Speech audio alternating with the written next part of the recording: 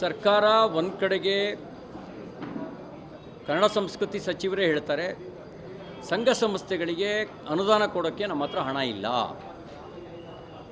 5-6 ದಶಕಗಳಿಂದ ಸಂಘ ಸಂಸ್ಥೆಗಳು ಅನುದಾನ ಪಡಿತಾ ಇದ್ದಾವೆ.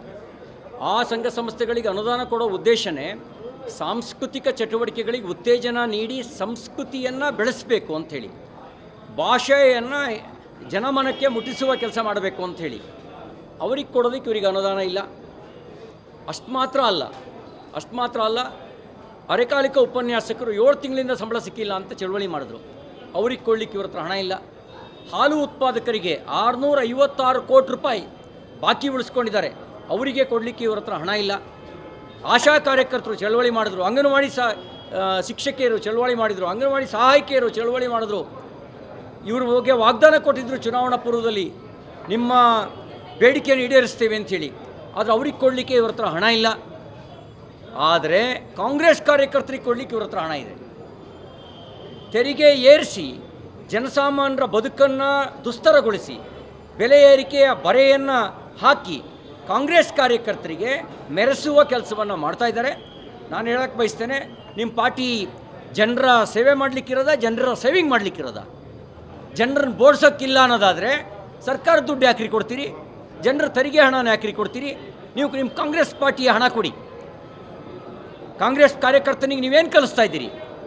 ಜನರ ತೆರಿಗೆ ಹಣದಲ್ಲಿ ನೀವು ಮೋಜು ಮಸ್ತಿ ಮಾಡೋದು ಕಲಿಸ್ತಾ ಇದ್ದೀರಾ?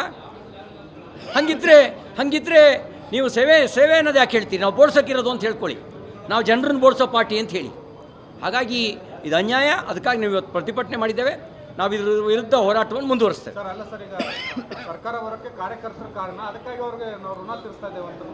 ಸರ್ಕಾರ ಬರೋಕ್ಕೆ ಕಾರ್ಯಕರ್ತರು ಕಾರಣ ಅನ್ನೋದಿದ್ದರೆ ಇವ್ರು ಲೂಟಿ ಹೊಡಿತಾ ಇದ್ದಾರಲ್ಲ, ಇವ್ರ ಜೋಬಿನ ದುಡ್ಡು ಕೊಡಲಿ. ಹಗರಣ ಮಾಡಿ ಲೂಟಿ ಹೊಡಿತಾ ಇದ್ದಾರಲ್ಲ, ಆ ಜೋಬಿನ ದುಡ್ಡು ಕೊಡಲಿ. ಜನರ ತೆರಿಗೆ ಹಣವನ್ನು ಹಂಚೋದಕ್ಕೆ ನಿಮ್ಗೆ ಯಾವನ್ರಿ ಅಧಿಕಾರ ಕೊಟ್ಟಿದ್ದು? ಜನ ನಿಮಗೆ ಒಂದು ಕಡೆ ಬೆಲೆ ಏರಿಕೆ ಮಾಡ್ತೀರಿ, ನಿಮಗೆ ಗಾಳಿಗೊಂದು ತೆರಿಗೆ ಹಾಕಿಲ್ಲ. ಆ ಹಿಮಾಚಲ್ ಪ್ರದೇಶದಲ್ಲಿ ಟಾಯ್ಲೆಟಿಗೂ ಟ್ಯಾಕ್ಸ್ ಹಾಕಿದಂಥ ಪಾರ್ಟಿ ಇದು ಕಾಂಗ್ರೆಸ್. ಇದು ಅಯೋಗ್ಯ ಪಾರ್ಟಿ ಕಾಂಗ್ರೆಸ್ ಪಾರ್ಟಿ. ನೀವೀಗ ಜನರ ದುಡ್ಡಲ್ಲಿ ನಿಮ್ಮ ಕಾರ್ಯಕರ್ತರು ಯಾಕೆ ಮೋಜಿ ಮಸ್ತು ಮಾಡಬೇಕು? ನಿಮ್ಮ ದುಡ್ಡು ಕೊಡ್ರಿ. ಮತ್ತು ನೀವು ಸೇವೆಗಾಗಿರುವ ಪಾರ್ಟಿ, 135 ವರ್ಷಗಳ ಇತಿಹಾಸ ಇರೋ ಪಾರ್ಟಿ ಮಹಾತ್ಮ ಗಾಂಧಿ ಇದನ್ನು ಹೇಳ್ಕೊಟ್ಟಿದ್ದು. ಜನರ ತೆರಿಗೆ ಲೂಟಿ ಹೊಡೆಯೋದನ್ನು ಹೇಳ್ಕೊಟ್ಟಿದ್ದೇನೆ ರೀ ಮಹಾತ್ಮ ಗಾಂಧಿ. ನಾಚಿಕೆ ಆಗಲ್ಲ ನಿಮಗೆ? ತೆರಿಗೆ ಹಾಕಿದ್ದು ಹೋರಾಟ ಮಾಡಿ, ಉಪ್ಪಿನ ಮೇಲೆ ತೆರಿಗೆ ಹಾಕಿದ್ದು ಹೋರಾಟ ಮಾಡಿದ ಆ ನಾಯಕ ಎಲ್ಲಿ? ನಿಮ್ಮಂಥ ಅಯೋಗ್ಯರಲ್ಲಿ.